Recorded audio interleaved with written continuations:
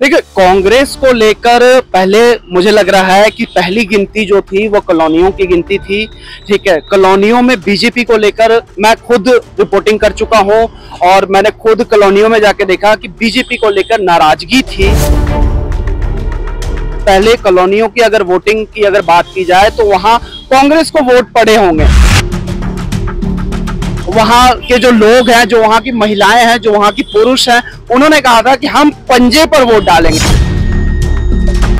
BJP ने एक नारा दिया था ज्ञानचंद गुप्ता जी ने कि 10 साल के अंदर 5,000 करोड़ से भी ज्यादा का विकास किया है। क्या देखते हैं, किस तरीके से देखते हैं? 5,000 करोड़ की अगर बात की जाए तो 5,000 करोड़ शहर में नहीं लगे हैं। सत श्री अकाल, तुसीं देख रहे हो द न्यूज़ ते मैं मनीष कुमार। हरियाणे की सियासत बहुत ज्यादा गरमाई हुई है। एक तरफ लग रहा सीगा कि हरियाणे दे विच इस बार शायद कांग्रेस बाजी मार जाएगी, पर कुछ हो रही हो गया क्योंकि बीजेपी लगातार अगे वध रही है। तो मेरे नाल ज्यादा गलबात करने लई अमर शर्मा जी मेरे नाल है, उन्हां दे नाल गलबात करांगे क्योंकि वो लगातार।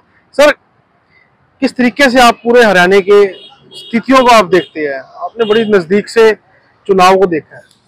मनीष, मैं यहाँ बताना चाहूंगा कि हरियाणा में जो सर्वे एजेंसीज हैं, वोट 5 तारीख को वोटिंग हुई थी और जो सर्वे एजेंसीज थे उन्होंने साफ तौर पे ये दिखा दिया था कि किस तरह से कांग्रेस की सरकार जो है वो बहुमत के आंकड़े से ज्यादा बढ़कर जो है वो सरकार बना रही है।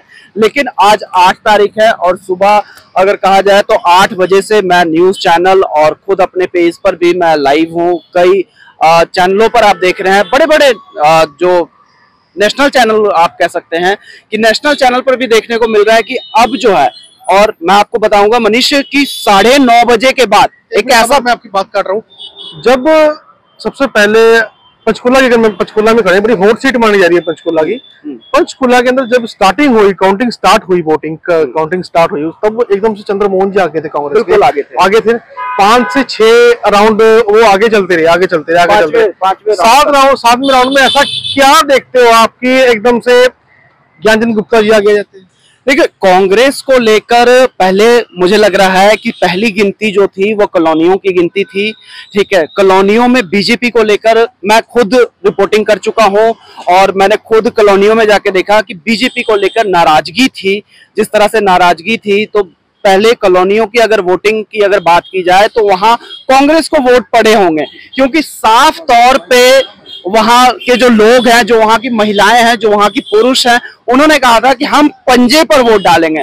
ऑफ द कैमरा और ऑन कैमरा भी लोगों ने ये बात कही थी कि हम कांग्रेस को चाहते हैं कि इस बार कांग्रेस बने। लेकिन अगर शहरी इलाके की बात की जाए तो बीजेपी ने काम किए हैं, आपने भी पढ़ी और मैंने भी पढ़ी। बीजेपी ने एक किताब छाप रखी है, उसमें बीजेपी ने एक नारा दिया था ज्ञानचंद गुप्ता जी ने कि 10 साल के अंदर 5,000 करोड़ से भी ज्यादा का विकास किया है।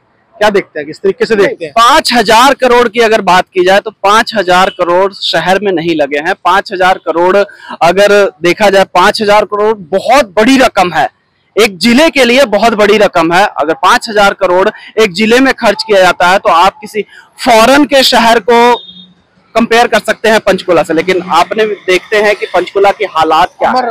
आप किस तरीके से पंचकुला की राजनीति को किस तरीके से देखते हैं? क्योंकि पंचकुला में कहीं ना कहीं लोग भी कह रहे हैं कि ये कैसे हो गया। इसमें एक मैजिक कहा जा सकता है। आपने राजस्थान का भी विधानसभा चुनाव देखा है कि पहले वहां कांग्रेस को बढ़त दिखाई जा रही थी, लेकिन एकदम से वोट काउंटिंग जब शुरू हुई तो एकदम से बीजेपी की बढ़त हुई और वहां अभी बीजेपी की सरकार है, बीजेपी की जो सीएम है वो है। तो इसी तरह से हरियाणा में भी कांग्रेस की बढ़त दिखाई जा रही थी, लेकिन एकदम से ये जो कह सकते हैं कि बीजेपी मैजिक इसको कहा जा सकता है कि बीजेपी मैजिक। अब ये मैजिक कहाँ है और किस तरह से हुआ है, इसको लेकर काउंटिंग अभी भी जारी है। काउंटिंग कहीं ना कहीं चल रही है। अभी 10 राउंड ही हुए हैं और 10 राउंड के अंदर 5 राउंड में अपने 6 राउंड में चंद्रमोहन जी आगे थे, बाकी में ज्ञानचंद गुप्ता जी आगे थे। और सर, लगता है आपको अगले 7 राउंड के अंदर कुछ राजनीति में कुछ बदलाव? अभी की अगर बात की जाए तो अभी भी ज्ञानचंद गुप्ता जो है वो 3 से 3,500 वोटों से अभी भी आगे चल रहे हैं। लेकिन पहले रुझान की अगर बात करें, 8 से लेकर 9 बजे सुबह की अगर बात करें तो उस समय जो चंद्रमोहन जी थे वो आगे चल रहे थे, लेकिन एक बीजेपी मैजिक इसको कह सकते हैं, और जो पूरा भारत है वही कहता है कि ये बीजेपी का मैजिक है। तो वो मैजिक पंचकुला में भी देखने को मिला। ग्राउंड लेवल पे आप रहे हो हरियाणा के अंदर, क्या आपको लगता था कि कभी बीजेपी आएगी? इस बार बीजेपी आ सकती है? नहीं, अगर ग्राउंड लेवल की बात की जाए मनीष, तो मैंने खुद लोगों से ऑफ द कैमरा, अगर मैंने बात करने की आप बात करते हो तो ऑफ द कैमरा जो लोगों का कहना था, इस बार बीजेपी का सुपड़ा पूरे प्रदेश में साफ था। लेकिन मैं बार बार वही बात रिपीट कर रहा हूं कि बीजेपी का ये मैजिक है। अब ये मैजिक क्या है वो जनता बताएगी चुनाव की सरकार बनने के बाद।